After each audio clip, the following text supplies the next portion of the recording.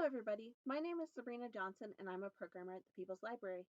Today, for Storytime, I'm going to be reading The Very Best Home for Me by Jean Warner Watson. Pictures by Garth Williams. Copyright 1953, renewed 1982 by Western Publishing Company. Once upon a time, in a small house deep in the woods, lived a lively family of animals. There were Miss Kitty and Mr. Pup, Brown Bunny, Little Chick, Fluffy Squirrel, Poky Turtle, and Tweeterbird. Each had his little chest and his little bed and chair, and they took turns cooking on their little kitchen stove.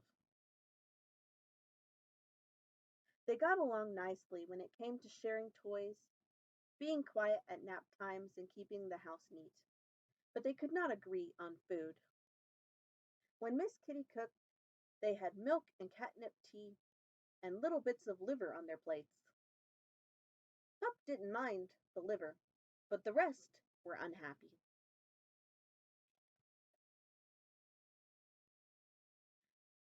They didn't like any better the bones Pup served them in his turn, nor Bunny's carrot dinners, or Tweeter's tasty worms, or Turtle's ants' eggs, or Squirrel's nuts. When Bunny fixed the meals, she arranged lettuce leaves and carrot nibbles with artistic taste, but only Tweeterbird would eat any of them. And when Tweeter served worms and crispy, chewy seeds, only Little Chick would eat them. And Little Chick liked bugs and beetles even better. Poky Turtle would nibble at them, but what he really hungered for were tasty ants' eggs. Fluffy Squirrel wanted nuts and nuts and nuts. Without his sharp teeth and his firm paws, the others could not get a nibble from a nut. So they all went hungry when Fluffy got the meals. Finally, they all knew something must be done. They gathered around the fire one cool and cozy evening and talked things over.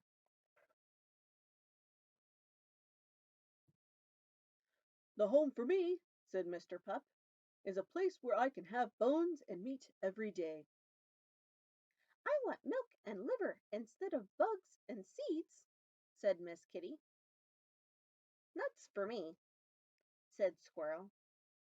"Ants' eggs," yawned Turtle.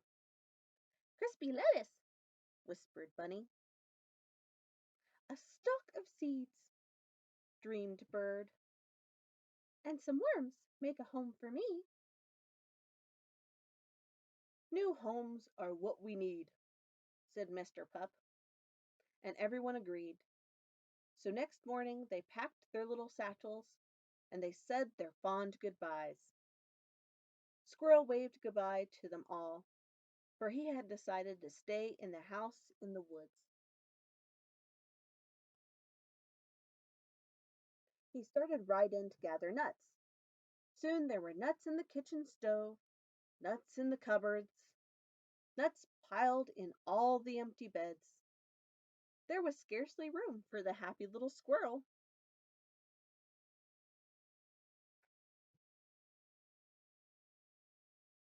The others hopped along till they came to a garden with rows and rows of tasty growing things.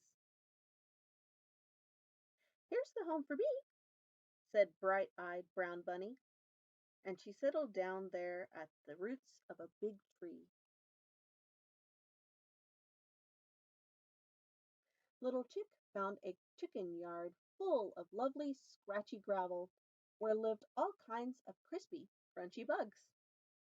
"Here I stay," chirped Chick, squeezing under the fence to join the other chickens there.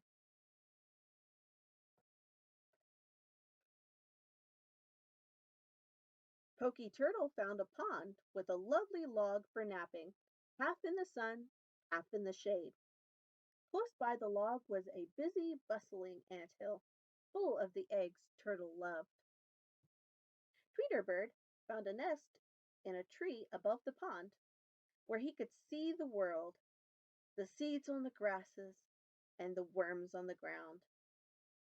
This is the home for me, sang Bird happily.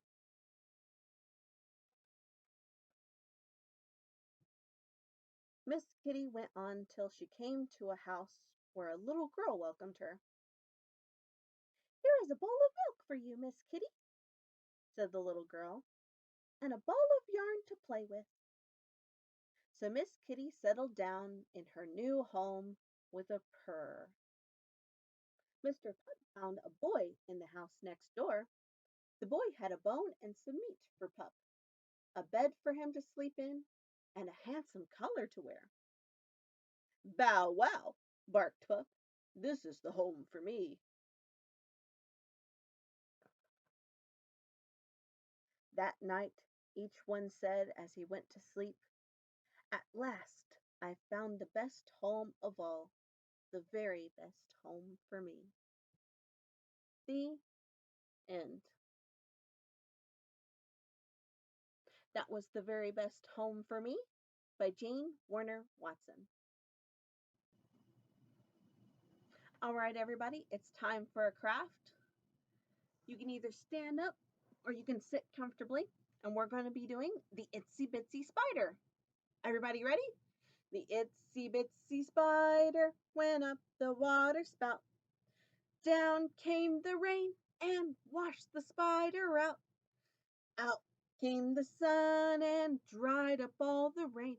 And the itsy bitsy spider went up the spout again. Very good, everybody. Let's try that one more time. The itsy bitsy spider went up the water spout. Down came the rain and washed the spider out.